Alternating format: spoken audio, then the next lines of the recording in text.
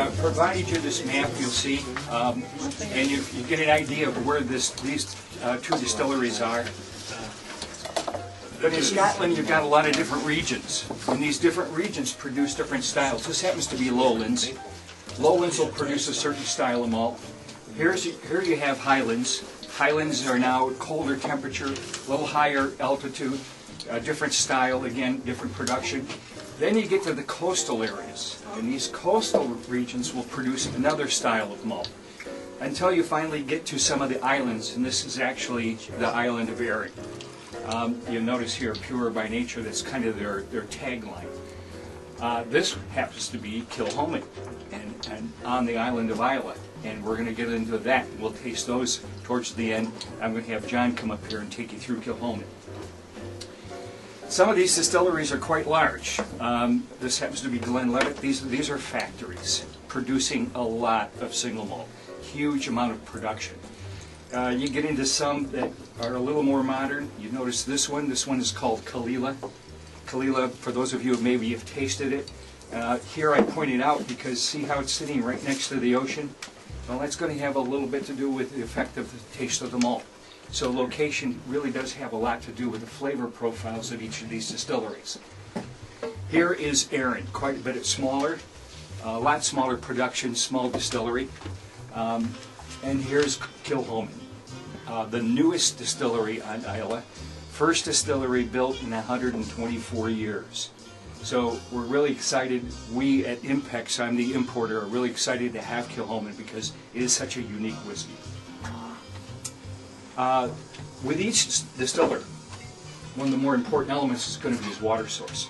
And it's the different water sources that are going to affect the taste of the malts. This happens to be waters coming from the granite springs up in the mountains. Well, here you're going to get a lot more minerally content. As compared to this water source, you see the heather growing on the side, a little more floweriness, softer waters. The water begins to create and flavor your single malt. That's where it starts. And the water sources are guarded vehemently by the distillers because it becomes really important as to these sources. This happens to be the water source at Arran. Again, as they say, pure by nature. The burns are up in the mountains.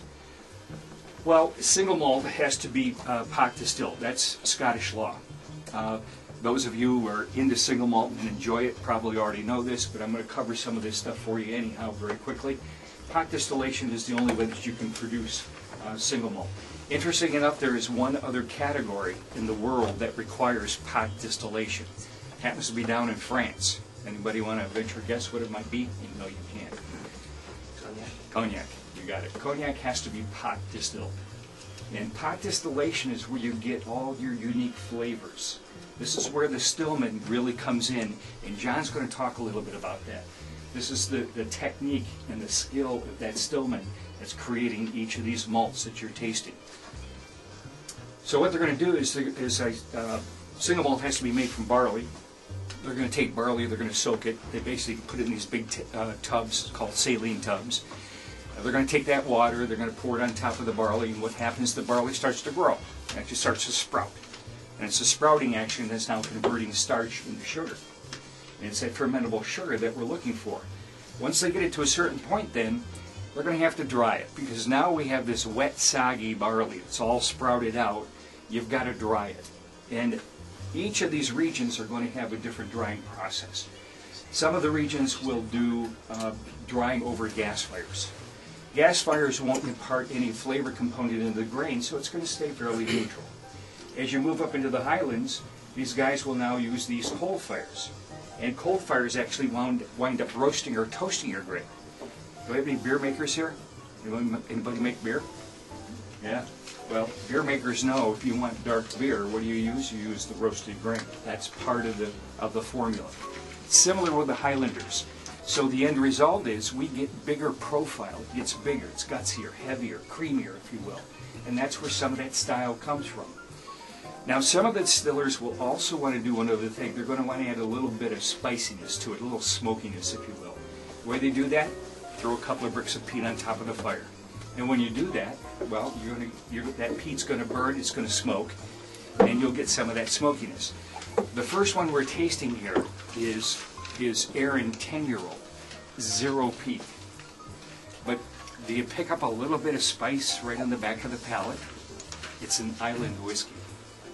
And that island whiskey is still going to have that little bit of a island influence. And that's where some of that comes from.